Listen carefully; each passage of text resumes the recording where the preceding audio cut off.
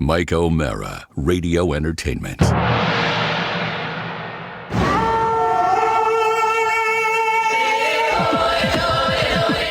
Welcome to a very special edition of the Mike O'Mara Show. This is one of our holiday extras. We told you we'd have content all throughout the holiday season for you, and this is certainly the most recent one. Robb Spewak here with not Josh Sroka, immediately anyway, but his brother Matt Sroka. And I don't know if you heard on a previous episode, Matt has a chilling story to tell of thrills and intrigue and mistaken identity. No missing jewels or drugs or anything, but you certainly teased it on the show this week. So we are joined today by Matt Sroka. So Gary Krimble and Happy Rudolph. And Matt, welcome to the show. Hey, thanks. Glad to be here. I teased it, so now I have to. You got to make good on it. You do. Yeah. Mm-hmm. However successful or unsuccessful that the tease was, I still have to go through with it. I think it's not really a harbinger of doom. I think some movies are marketed poorly and end up doing very, very well. Yeah. Well, if I can just briefly defend my tease, even if you didn't hear the tease, but you're allowed to pause and go back if you like, ladies and gentlemen, to hear this tease. It's something. But sometimes, and Rob, you know this, right? Sometimes something sounds really nice in your head, it makes sense in your head, and then after you say the thing, it's like, oh, are you kidding? I've built a career on that, Matt. I mean, really, I mean, 2 for 10 would be great if I could pull that off. But no, I totally get it. And also, you were playing an away game. It's not your show. It's not Section 336. Wow. It's a different arena. You don't always know what you're playing against. Yeah, it's true. It's true. And you do this every day. I don't do this every day. But the whole thing I was getting at is my getting lost in Africa is kind of interesting, but all like the other people that were affected by it. And then after you kind of, because I was found, I'm here. And then after you get found. Spoiler alert. Sorry, I was just going to start at the end. I was found. Just like Pulp Fiction or Citizen Kane. All great stories are very circular. Yeah. You talk to people and you find out kind of, while I was lost, all the other things that were happening to other people. I mean, the first person to know kind of stateside that I was missing were random people in Louisiana, because one of my friends called a radio show down there to ask for prayer for me because they couldn't find me. And that was the first people to ever even know in America that I was lost, was this random listeners to this Christian radio station in Louisiana. And then you have the other friends and what happened to them. It's funny when you talk about Louisiana radio, you're already not in one of the top 10 markets. And then you add in Christian radio in Louisiana. I mean, you might as well open a window and yell out. Okay, before we get started in your story, let's lay some groundwork. Now, you are brothers with our producer, Josh. And I should know this because legendarily people know we're friends. Who's older, you or Josh? Josh is older. By how many years? He's got 4 years on me. Wow. Okay. So he looks so much younger than you. Okay. Rude. No, just different looks. But actually, poor Josh is not broadcasting under the greatest of conditions this morning. So I'm just including him so he feels loved. Yeah. So you are, but I would say 4 is, especially when you're growing up, that's a long way away from each other. That's a whole high school career. Like when you went to high school, did they say you're Josh's little brother? No, but I had a sister in between there. So I had a sister who's 2 years older. So it was more I was Laura's little brother. Yeah, little brother. Yeah, the 4 years interesting because he graduated and then I went into high school, so we never crossed paths in high school. I can dig it. My kids are 21 months apart, so closer, and I tend to lump them together chronologically. But 4 years growing up is huge. Might not seem so much now. So when you were growing up, this starts with what, missionary work that it began? Yeah, I guess so. The whole idea was, and I had never. I did some church short-term 1 week stuff, but this was a very different kind of ball game. Mm-hmm. And when I was a student at Liberty University, a guy came in and talked about the work they were doing in Tanzania. I had never left the country before. It never really entered my mind to do this. And but Tanzania, we know it's in Africa. Where in Africa is it? Yeah, East Africa. Okay. So kind of right below Kenya, over in East Africa. And so when I heard him talk about it, I was like, oh, that's kind of interesting. It's really cool you guys are doing that work. And kind of filed in the back of my mind. This is maybe my sophomore, junior year. Right. And then when I got ready to graduate my senior year, I got a little nervous about graduating, because then you'd have to get the job. Is senior year of college. What year is this? This is 2000. I guess it'd be this 2007. Okay, so let's put ourselves in the sort of the mental framework here. I think that is that the end of the George W. Bush administration in 2007? Just so we're historically thinking right. Internet, not a thing yet. Cell phones, not common yet. I guess, this is, I bet it doesn't seem like 18 years ago to you. Yeah, I mean, cell phones definitely not, cell phones as are prevalent. Thing, yeah, but they're not as prevalent. I think Facebook came out my junior year or something, so it's right around the time that Facebook came out. Back then, it was called the Facebook. Yes. Yeah, and for people that are listening to this is when that rare, brief moment of time when the Mike O'Mara Show was on broadcast radio. This was after the Don and Mike Show, but before the podcast. So just so we get ourselves mentally placed, and you are a good-looking man of what, 21, 22? Yeah, I'm 23 at the time now. So yeah, okay. I'm 23. I finished my fall semester. So this is like January 2007. Okay. All I have to do is student teach, and then I graduate. And then I get some cold feet about student teaching because I'm afraid of starting my life. I want more adventure, the wife, the house, the picket fence, 2.5 kids, the dog. I'm not ready for all that. I got you. I was married at 25. I couldn't wait to just ruin my life. I think 2 weeks after I graduated, I was working on the Don and Mike Show. So there was no thought of gap year or vacation or anything. It just started. Yeah. But you were probably you were showing a little wisdom. There's no hurry to get started in your life. Yeah. I mean, I did come right back and get married and do all this stuff. But I did have this kind of brief break in time to do this adventure, and it became a little bit more adventurous, to be honest, than I was. Okay. than I was bit off more than you expected to chew. Yeah, I remember making the phone call to my parents. And my parents were kind of just it was out of the blue. I never left the country before. I said, hey, I'm gonna take a semester off, 6 months, and go to Tanzania and just teach there for 6 months. They're like, what? If my kids are about that age now, were I to get that phone call, I was shocked enough when Robert said, I'm going to Pittsburgh this weekend. That's like a big enough deal to me. So you had to get a passport, I imagine, not being a world traveler. You had to go through all the hoops to make this happen. There's some shots and vaccinations involved. Oh, it's hideous. Yeah. Yeah. Okay. Go ahead. I'm sorry. Yeah. So you go through, and there's a ton of paperwork and everything. And so, but whatever, I sign up and I kind of out of the blue do it. I don't know anyone else involved in the organization. I don't know anyone else who's going. And I just kind of hop on a plane. Were you not recruited, or did you just hear about it secondhand and you decided I wanted to do this? Well, again, it was like sophomore, junior year. Someone from this organization called Village Schools International came and talked to one of my education classes. I filed that in the back of my mind. And then when I was looking for things to do, because I didn't want to teach, I thought back about them. I looked up their website, very sparse because this organization was just starting out. I just reached out to them. A beautiful 16-bit website. Yeah, it was. Villageschools.org is a website. They've gotten a lot better. But it was just kind of happen chance. And I could have been anywhere, to be honest. It was just, that's the one I remembered. And so that's the one I decided to go with. Right. And I just kind of left and went.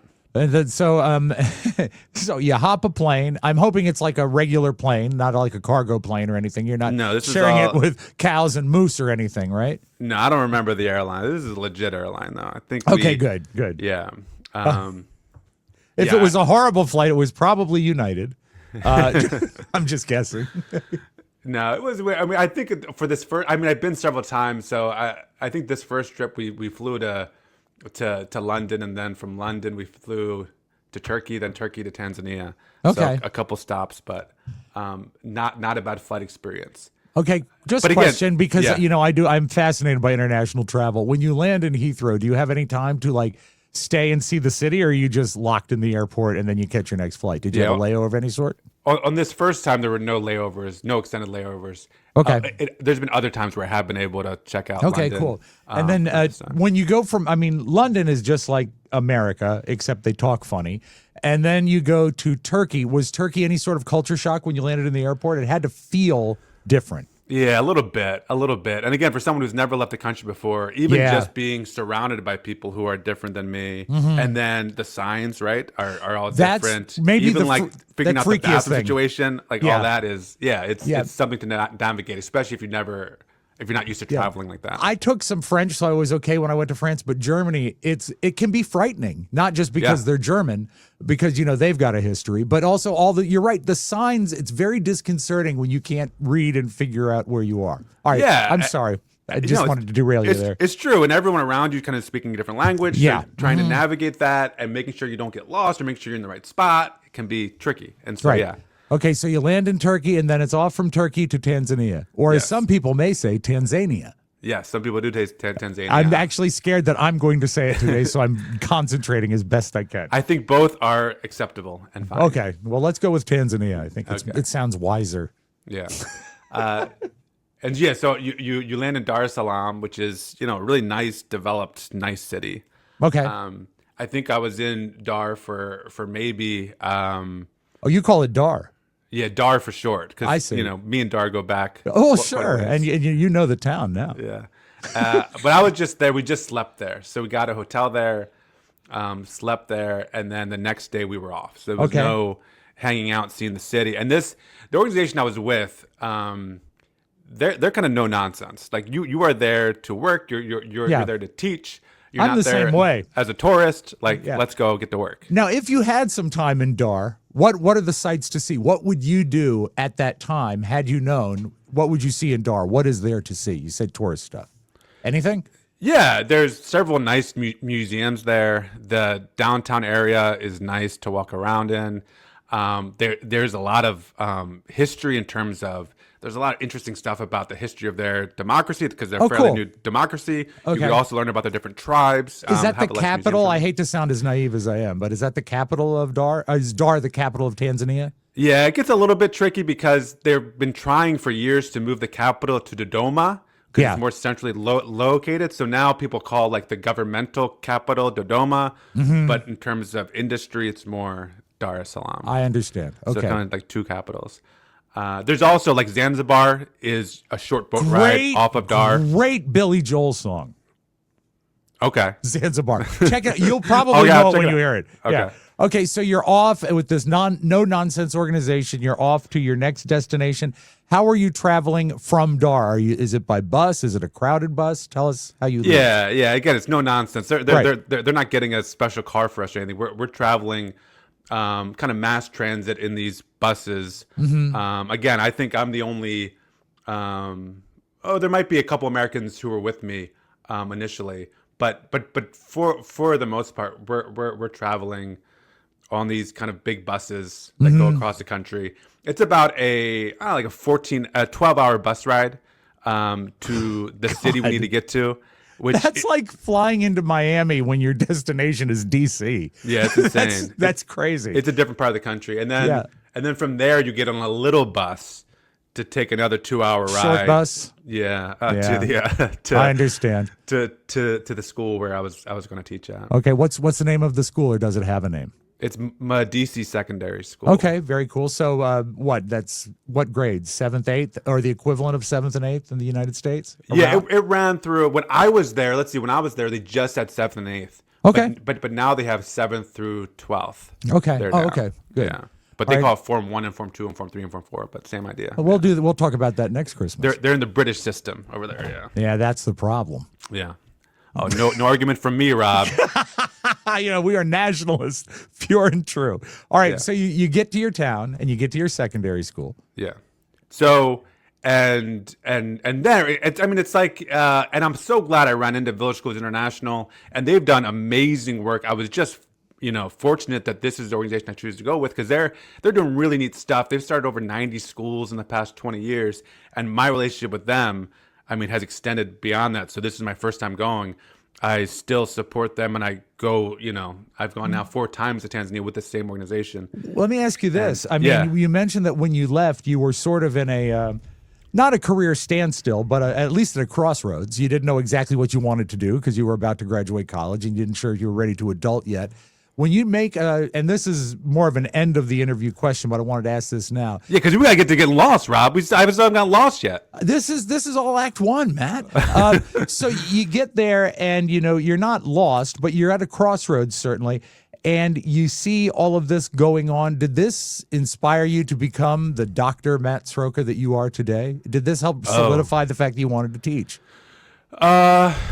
Maybe. I mean, it was something where I knew I wanted to do something that made a difference in people's lives. Understood. And so this helps solidify that, yes, like teaching is an avenue where you can make a real profound difference. But it's also, you remember life at 23. It was also like there was a lot going in my head in terms of like, what do I want to do like once I graduate? Exactly. I had a girlfriend, a serious girlfriend at the time. Like, do I want to marry her? Like, there's like it's kind of a key time, right? The time of graduation, and so there's other thoughts. Yeah, this was certainly because when I was there, I was kind of away. You're just away from everything, right? You're away from kind of all the norms. There is no technology there at all. There's a lot of a downtime to think. I would think it's almost like starting from square one.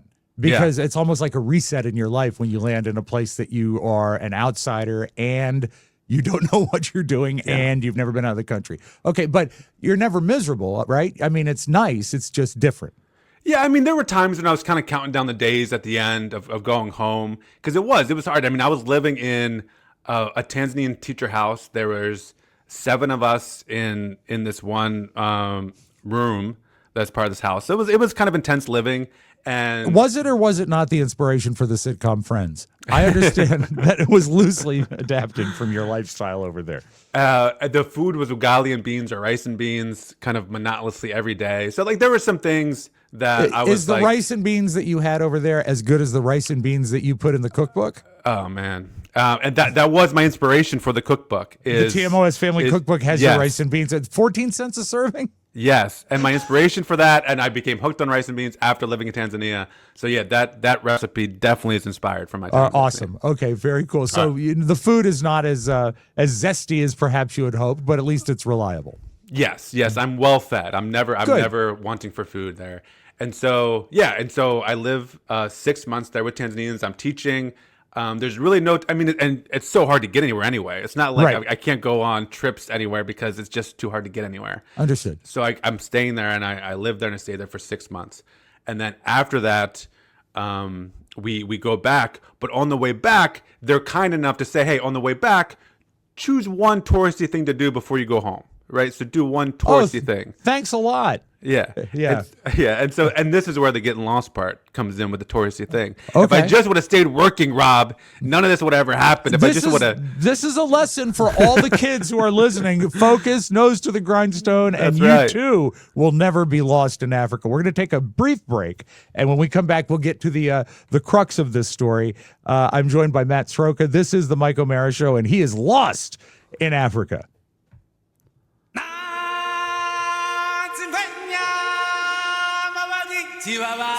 And we are back. He's about to do something touristy. I want to do a classic radio reset, but I don't have to because most people don't jump into a podcast 18 minutes into it. So we'll just continue from where you left your village. Is that okay to call it a village? Yeah. Okay, you left your village and you were going to do something touristy on your way back to Dar, right? Yeah, well, we went all the way back to Dar. And then while in Dar, there's this touristy area called the Slipway. Highly recommended. Very nice area. And on the Slipway, they have this, you have the opportunity to take a boat and go on a trip to an island off the coast of Dar, an uninhabited island called Bongoyo Island. And you spend the day out on Bongoyo Island. They catch fresh fish for you or crabs for you. You eat right there on the island. You're there for the day. And then in the evening, the boat comes back and you come back. How did you hear about this very touristy sounding experience? Because mightn't you have just stuck to the museums? You could have been a lot safer if you didn't hop on some sort of boat. Did you hear about it from somebody? Did you read about it? And did it come with any sort of warning? No, the organization I went with, Social International, I was talking to, Steve Vinton, and he is kind of in charge, and or he at least is kind of the missionary in charge. There's Tanzanians who actually run the organization, but he recommended a couple spots. Okay, so you didn't just jump into one of the recommendations. You didn't jump into this blindfolded. You knew what you were expecting. Okay, that's cool. Well, it sounds beautiful. I mean, it's actually beautiful and not dangerous if you're not a knucklehead. So it was ladies and gentlemen, is known as the knucklehead disclaimer. Yeah, and it was very. I sounds touristy, and if you go now, because I went kind of back years later, it is very touristy. But at the time, it was not known very well. In 2007, it was not as popular. That's cool. That sounds actually amazing. It really does. As long as you know that you're not going to be, murdered. It sounds great. So you decide to do that. Do you have to pay for it? How much was it? Was it expensive? No, nothing's expensive. I think it was like maybe $40 or something. Okay, cool. For I can eat that much there. of crab. Easy. Yeah. And so I was there, and I was with two other people who were with the same organization. They were teaching in different villages than I was, but we were all flying out together. So we kind of joined up in Dar to fly out together, and we did this whole thing together. And so it was Leslie and Michael and myself. We got on a small boat, and then there was only 4 other people. They were, I think they were, I don't want to stereotype here. I think they were German or Swedish women. They were very large blonde hair women, a little bit intimidating actually to be on the boat with them. Were they also carrying 2 mugs of beer and huge pretzels? I mean, we're not going to stereotype, are we? I'll stop there. Okay. I won't say anything about the signs. Okay, so you say there's 7 people. So there's 7 of us. That's it. How big is this boat? Could it have accommodated more people? Yeah, maybe up to like 15 or 20. Okay, so it's not full at all. Yeah. Okay. But talking to them, this is kind of typical to have like, I don't know, 7 to 10 people, and that's kind of it. Mm-hmm. And so it's just us on this island. So we take this boat, I don't know, like a 40-minute boat ride. Mm-hmm. Again, it's not moving very fast. 3-hour tour. Yeah. To this uninhabited island.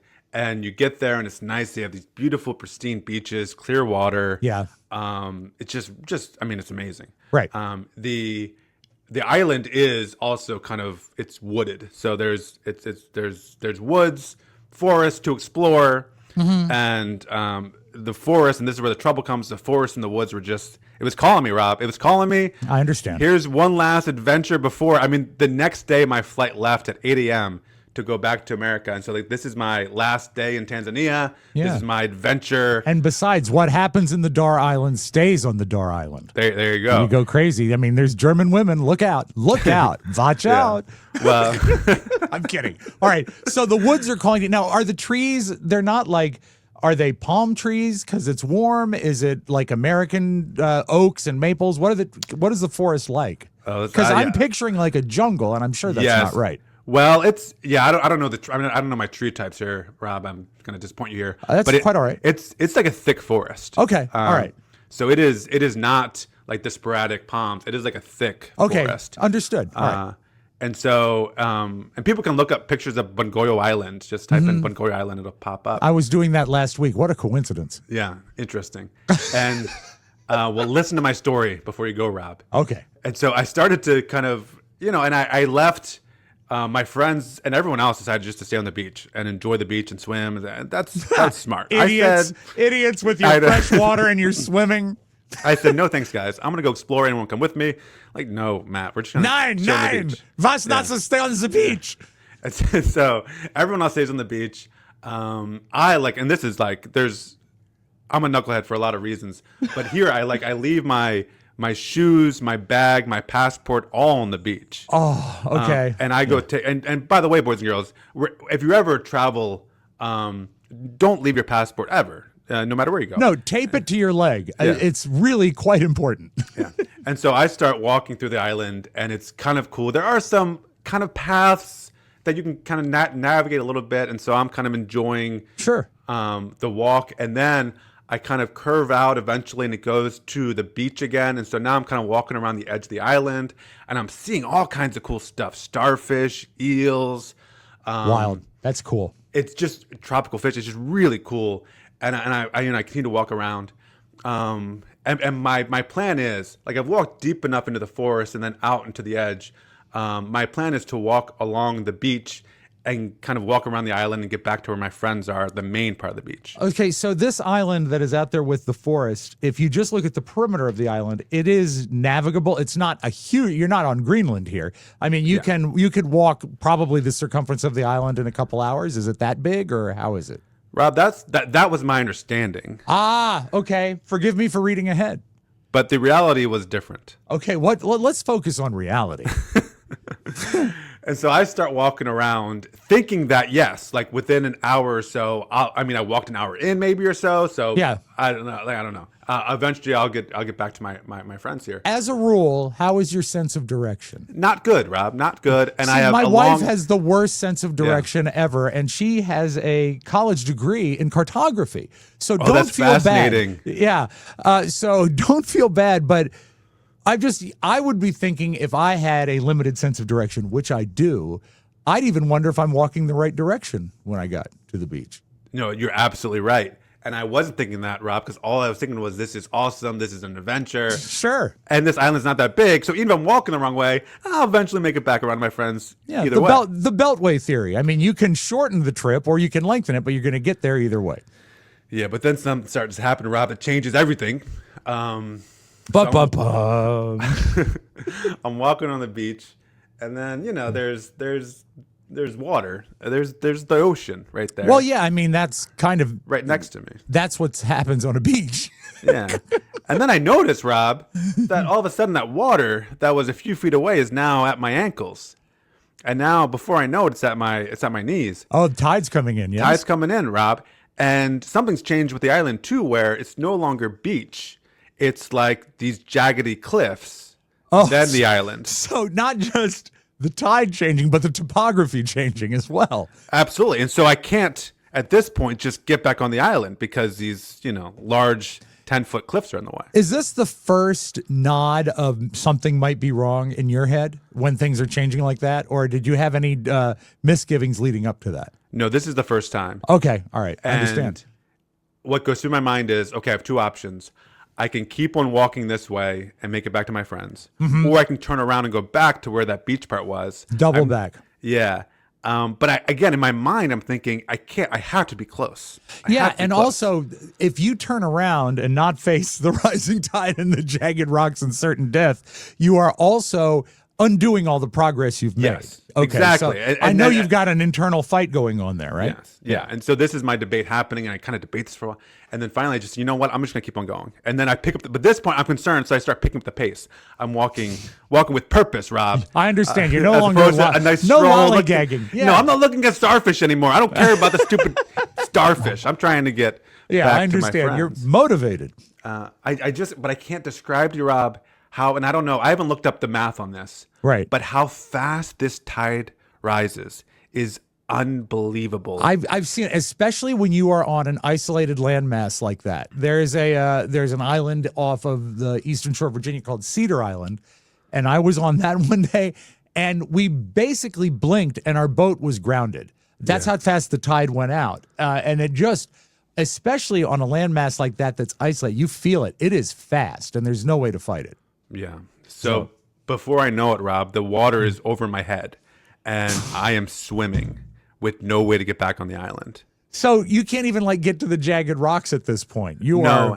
And in fact, I have to swim away from the jagged rocks because the waves are crashing into the jagged rocks, thus crashing me into the jagged rocks and scraping me up. I know the word they always use in the papers is he was dashed against the rocks. You don't want to be dashed against the rocks. Yeah, it's not fun to be dashed against the rocks. No one likes dashing. No. And to make matters worse, because I was dashed several times, and not just against the wall, but to the bottom of the ocean floor, and it's full of these black sea urchins. Yes. And so many of them got stuck in my feet, and days later I was pulling these sea urchins out of my feet. Wow. Okay. Very painful. Right. Okay. So when you're swimming, are you swimming forward or swimming back the way you came, or do you have any control? No, I press on. I'm swimming forward. Makes me very proud. Yeah. So I swim on, and I keep on thinking, because there's curves in the island. I keep on thinking the next curve I go just around the corner, I'm going to find my friend. Yes. And then I and this is the point where I think as I'm swimming, I don't know how long, Rob. It's been a long time swimming. Right. And I'm a decent swimmer, but not a great swimmer. And I think, and this is where I start to think like, this is it. Yeah. And I think, and my thought is like, this is really an embarrassing way to die. Well, I mean, that is an embarrassing way to die and so inconvenient. But also, you would talk about swimming. The ocean, it's a whole different thing, too, because you're fighting the tide the whole time. So you've got to be exhausted, too. Yeah, absolutely exhausted. I'm fighting the tide. I'm fighting wanting to stay close to the island, but not so close that it kind of taut. So it's like I'm also trying to swim forward to make progress, but I'm making so little progress with my swimming. And so, I think about, you think about everything. You think about, oh, man, I'm leaving my parents, my girlfriend. I'm leaving all this behind. I'll never hear the Mike O'Mara show. Yeah, I'll never even get to meet my good friend Rob. That's what I'm thinking about in these last moments. Yeah. And then, but I just you got to keep on going. And then finally, I see, I go around a nook, or go around a little, curve in the island. Yeah. And there is a little nook into the island that has a raised up part that I can get to. Right. That has not been fully covered with water yet. And so I get to this raised up part. And then from this raised up part, I'm able to climb up this cliff and get back onto the island. So I get back to the island. So at least you're on land now. Now, let me ask a question. Yeah. And for people that are just listening to this, you are a gentleman, as I am, that wears glasses. At this point, 15, 13, I guess 18 years ago, did you need your glasses? Was vision hampering you when you were trying to find your way around the island, or were you okay? Because obviously you couldn't be swimming with your glasses on. Oh, that's a great question, Rob. No, this is, for me, this is pre-glasses. So okay. I think I got glasses like a year after this. Thank goodness for that, because that could really be like a Velma Dinkley Scooby-Doo situation that not only are you going to lose your life, but you can't see anything. Well, I had a similar moment where I had my friend Michael, who I was with, I borrowed his camera to take pictures as I walked around the island. And then I was swimming, kind of trying, and then I was also like holding his camera up. And you have this moment, this realization, like, what am I doing? Like, I'm literally swimming for my life, and I care so much about my friend's camera. Like, who cares about this stupid camera? You are the most thoughtful castaway in town. Exactly. I'm going to die with my hand up out of the water, trying to protect this camera. But the pictures were beautiful. So, anyway, the camera didn't survive. Oh, sorry to hear that. Yeah. Sorry. So, you're on the nook. Yeah, so I made it to the nook, I climbed up, and I kind of like passed out there because I'm absolutely exhausted. I can only imagine. Horrible. And then I don't know how long I kind of lay there for. And then I get up and I'm like, oh, I got to get back, because now I see that the sun is starting to go down. Yeah. And that boat left, I think it was like 4 or 5 o'clock. The boat was going to leave to go back to Dar. Gosh. So you are putting together in your head now, if the sun is down, you've missed your deadline. Well, I think I still have time. Okay. All right. Okay, good. But this island is made up of kind of this like dried lava bed. Like it's that jagged rock, you know what I'm talking about? Yeah. And you left your shoes at the camp. And I have sea urchins in my feet. That's right. But other than that, everything's fine. So it was excruciating to walk. So I'm like half walking, half crawling. And the brush and just the thorns and everything, it's just so thick, Rob. Right. I can't get through. There's no path through. And so and it's hard for me to walk. And so I try a couple different ways, and then I just can't get through. And then I see the sun go down. Have you gotten to the point yet where you're yelling help? Have you yelled anything? Oh, no. At this point, I'm actually not yelling. Okay. All right. Just checking. I want to gauge where you are. Yeah. Maybe I should have yelled. But I realized there's... this whole thing could have been avoided if I just yelled. I'm so sorry I've turned this into a problem. And so, I can't get back through. And so then I come back to where I climbed up, and I see the sun starting to set. So I think, you know what? My friends, and there was only 7 of us. They're going to realize one person's missing. Exactly, yeah. They'll send a boat around the island. They'll hop on the boat. They've got to find you. Yeah. And I guarantee you this is not the first time this has happened with this sketchy, sus tourism company. Okay. It was, Rob. And oh, no. When I went back to visit years later, they still talk about me as the boy who got lost. I'm kind of famous there for being the boy who got lost. That's very They said they had to set up a bunch of signs just for me, so to cover themselves, whatever. Well, I hope they were in all languages. Yeah. So I wait for the boat to come, and the sun goes down, and the boat never arrives. Is it cold because the sun is down now? Yeah, it's cold. It's so loud because Really? the waves are crashing right next to me. Right on. I'm still wet from my Yeah. swim, so I'm shivering. And the camera's gone. Yeah, exactly. And but so no boat comes. Oh God. And then, I'm sitting out there. I can't sleep. I can't lay down anywhere. It's just miserable. And it is. It's like some of the cartoons, Rob. You look in the forest. Yeah. You see like the little red and yellow Eyes staring back at you. God, I mean, I that's saw scary. eyes, Rob. And then every now and then I would feel something run across my legs, like an island rat or something, I'm guessing. So what I found myself doing to comfort myself and scare away the island rats is I was like singing Christian praise songs at the top of my lungs. Like a lot of Amazing Grace was happening on Bungo Island. That will definitely this night. keep away the Jewish rats. Yeah. Well, But- it kept away all the rats around. Well, I I guess mean, they didn't like the sound of my voice. Are you a good singer as a rule? No. I know I wouldn't call on you to be a good singer in this situation, but like, can you carry a tune? No, there are no situations where I can carry it. Okay, so you're just making noise. I'm just making noise. In what I call singing, but it's effective. It kind of keeps Alan away. Okay. And I do have one moment where you realize, oh, I really kind of messed all this up, and I bet everyone at home is freaking out, and I felt really badly about the whole thing. Okay. And then you just sit there and you wait, and then the whole night I'm thinking too. My flight left, the next day at 8 a.m. Oh, God, that's hopeful right. I want to make this flight. Yeah. And so I'm thinking the second the sun rises. I don't care how much my feet hurt. I don't care how thick that brush is. I'm getting off this island. Exactly. I mean, you've got all those sea urchins eating you alive, and all you're thinking is, I should have bought travel insurance. Absolutely. And then I had travel insurance, all right? It didn't help. Damn it. Yeah.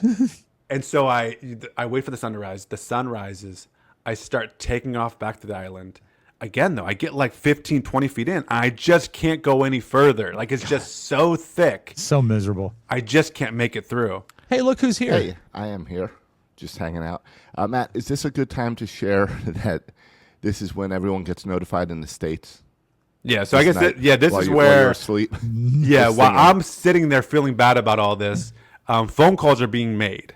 So the ambassador from America, Tanzania is notified that there is an American missing in Tanzania. They call. I don't know exactly how and maybe you, Josh, know better how the phone calls. I know Emily was driving home. Emily was the first to get notified. Yeah. Who was your girlfriend at the time? Yes. Now wife. And then Oh, you see, I was going to ask whatever happened to the girlfriend. Now we know you married her. I That's married her. great. Another Congratulations. Yeah. And then I don't know if our parents got notified or if I think Emily got a voicemail Yeah, because she was driving home because she in the wasn't car. driving. And Yeah. this is back hands-free, no internet. What a voicemail to Communication get. with Matt his entire time over there was pretty much impossible. Yeah, I was going to I say think- dicey at best. I think yeah. I made like maybe 2 phone calls in 6 months. Yeah. Yeah. He'd And one miss of them Raven was games. to win REO Speedwagon tickets. I would was- record Raven games, mail him the physical disc with the game on it, and then Wow. we'd hear from him maybe 4 months later about months what later. he thought of the game, Yeah, months later. and we try to remember. Okay, so your girlfriend Emily gets the first voicemail, and then you think it was the parents? I don't think the parents did at this point. I think Emily And I should came say straight your over with parents, the since, voicemail. since you're brothers. I can say Yeah, we have your the same parents. parents. Yeah, yes. exactly. So she comes with the voicemail to your parents. Yeah, Wow. yeah. And I wasn't living there at the time, but I lived right around the corner, mm-hmm. So came over as well. And Was she liked by your parents at that time? Matt and Emily have been together since they were like 12 or Okay, something. so Yeah, she's they're always family-ish friends, always already. around. Okay, all right. Her family's our family. It's always Okay. been that way. Good, good. And I remember immediately when I get there, I think I came straight over from work, or I left work early once someone Mm-hmm. notified me. And by the time I get there, my parents are already in tears because they went from expecting Matt to get home tomorrow Right. to now just assuming he's dead in Africa because that's how things work. There's no middle ground. The Well, and- greatest well- Christmas story ever. Well, and our dad is not someone like he is a man of action, I think, and it's really frustrating. Like, what do you do when your son is missing in another? Like, there's nothing you can do. He's an accountant, right? He's numbers, and he's very cut and dry and pragmatic, and he probably would like to take care of this, and he can't Yeah. because he's a million miles away. So, ugh. You know when you see in the movies where a son dies and then the dad just runs out of the house like crying out to God Yeah. or something, Mm-hmm. running. Yeah. That's what happened. He's running up and down the street. I'm trying to calm my mom down. Then I got to go out on the street and try to calm my dad down and be like, "Hey, we don't know if he's dead yet. It'll be fine." Wow. This And is a lot to also- ask of. This is a lot to ask of Josh. Matt, it would have been better if you'd been back. So you. I could felt have bad. I sympathetic- said when I was lost, I did feel bad that everyone's probably freaking out at home. I He I did knew say there was that. some- Okay. And so I And felt it bad didn't- about it. It didn't help that this was pre-real internet times. Yeah. So the news It's we hard to got get information. was that Matt was lost on an island in Africa. We didn't have a world map in our house, or a book, or a way to look at a map. You couldn't look up Wagoyo Island. And, yeah. I thought Rob- you would have one of those huge globes that opens into a bar. We had and you could one- you could at least look at that. We had one huge map.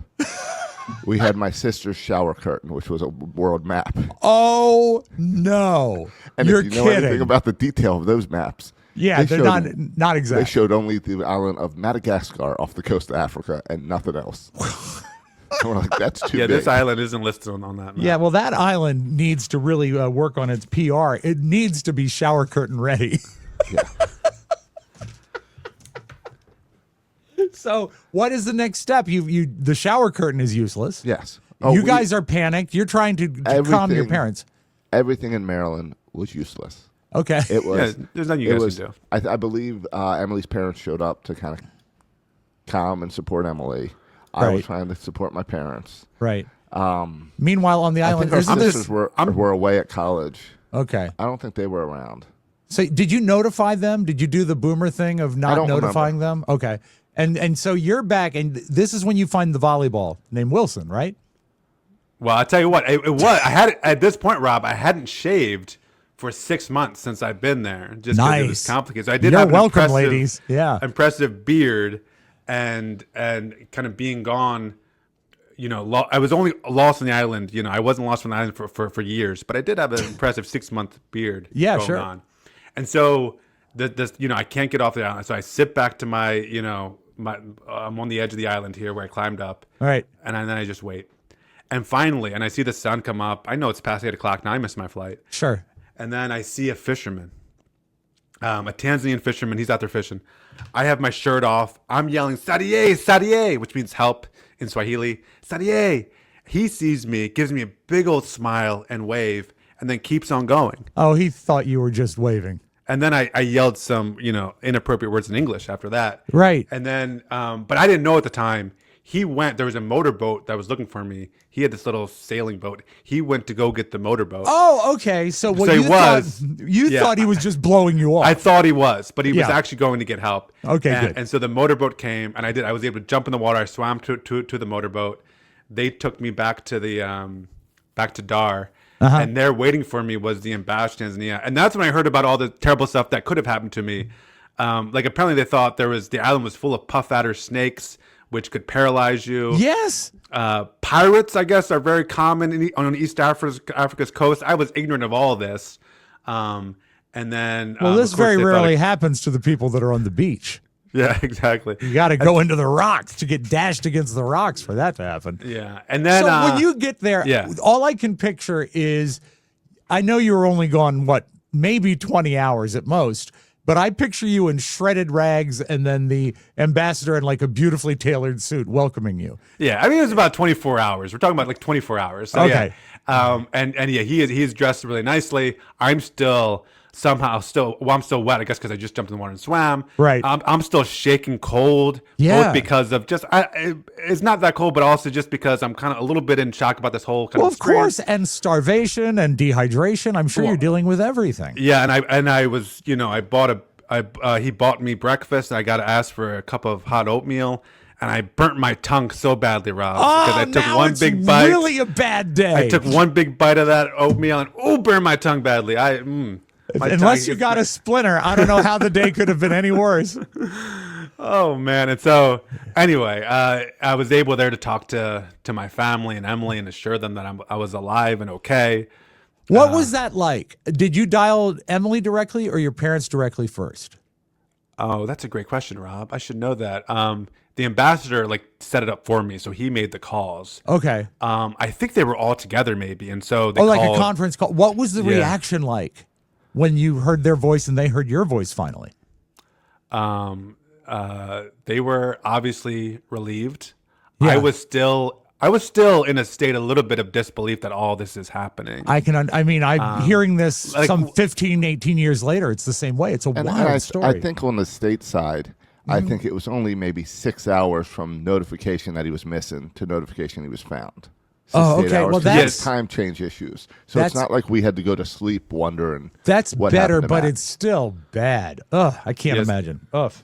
Yeah. So, but that was a good phone call, obviously, to make. And And how are your feet doing at this point? Yeah, you had all the, From the sea urchins urchins. in them. yeah, they're not good. They're not good. Because I walked on them so much, they kind of calloused over. Right. So we had to get this special salt that draws out the Yeah. The that needles. draws them out, and Yeah. the needles. And Emily helped me with that after I got back to the States. So they were still in there. I mean, they didn't hurt that bad once Lucky they calloused her. over, actually. Yeah. But you never battled infection or anything because that's the big deal with that. Yeah, no, there was no infection. There was Great. no, outside of the emotional damage, there was- You had emotional MRSA is what was going on. Yeah, I remember the week after we got back, we went to, I think it was it the Outer Banks or in North Carolina, South Carolina, or Myrtle Beach, I think we went to. It'd be the Outer Banks. Yeah, and then going in the ocean, even little waves, just flipping out. I couldn't do it. I couldn't even do it. I couldn't- PTSD. I Yeah, totally it get was- that. How long were you in Dar before you were able to get a flight and get back to the States? We had to stay there for 2 days. before I'm we got guessing into the next flight. longest 48 hours of your life. Yeah. I didn't want to leave my room, to be honest. Just stay in the Yeah. hotel room because it was painful to walk, and also because I was room service. scared to get lost or something. Yeah, there's no room service here. Damn it. I know. But I felt bad too for my friends because my friends rearranged all their flights too. Because I also said, like, hey, Michael, where were you when I was lost on this island? What were you doing, dude? Yeah, and how is it that they left the island without knowing you were missed, or did they know and that's why they called the search crew? Yes, that they did call the search crew. Apparently, most of the night, Michael said he was running around the island with other Tanzanians, shouting my name, looking for me. But again, it was so loud because I was right next to the waves crashing. Yeah. That even if they were relatively close, I wouldn't be able to hear them. Don't and you the wish you island had- again? The island is much bigger than I first thought. Don't you wish you had video of that, of them running around yelling your name? It'd be a great memento of a great day. Yeah. So you get back home, and I imagine that when you see Emily and you see your mom and you see your dad and Josh to a lesser extent, and you hug them all, it's got to be the most amazing feeling, but still probably surreal that has all happened in the previous week. Yeah. No, Wow. it is. It's like, it's something that it's unbelievable. And then after the fact, kind of looking back, it quickly becomes, and this is what you never want, Rob. You never want this, to now with this organization. I've been back 4 times. I've taken other people to Tanzania, Right. but I always am and will always be that guy who got lost on the island. Like that's Wow. my claim to fame now. This is truly an amazing story, and I guess my takeaway from it is make sure your shower curtain has an accurate map on it. Because update if you do, please update them every year. And also, in a much more serious note, I'll say this. My son has just turned 23, and it is to me almost a parallel. He had a job that he loved, that he thought he would love, and he found it unrewarding, and he's just applied for a teaching position because he's been substitute teaching, and he loves the connection with the kids. And he says, hey, this feels like I'm making a difference. And I say, you are, buddy. You really are. And so I understand the calling of being a teacher and why it is so important, but still not sure I would have my feet destroyed. Well, to do can I it. recommend to your son a trip to Tanzania and a certain island? Yeah, well, maybe. If, do they have Waze over there? Maybe if we used Waze. Matt Sroka, Merry Christmas. What a wonderful story. Thank you so much for sharing it. And I will carry it with me for a while. Thank God you're alive. That could have easily gone the other way. Yeah, I mean, I agree. Thank God I'm alive, and thank you for giving me the chance to tell my story. It's fun. I love it. And the name of, obviously you love this organization. What's the name of it again? And do they have a website? Village Schools International, and yeah, I do love. You can check out their website. It's a great place to kind of donate to and give money to. I still give money to them. They just do everything the right way. They're just a great organization. I can't say enough good things about them. Well, I'm so proud to be your friend. Oh, me too, Rob. And right you know back what? at you. Speaking of which, Josh, in today's show description, you spelled my name with one B. Ouch. Ooh. Did I? Yeah. Thank you, AI. Oh, AI did that. Okay, well, I hate AI. AI. AI is not your friend. I hate AI, but I love the Sroka brothers. Hope you enjoyed today's story. We return tomorrow with part 1 of a 2-part episode of Robb Radio to provide the soundtrack to your holiday. Thank you so much, Matt. Appreciate it. All right. Thank you. Talk to you guys tomorrow. So long, folk. Want more? Make sure you check out the Mike O'Mara Bonus Show. Get it at MikeO'MaraShow.com. Mike O'Mara, Radio Entertainment.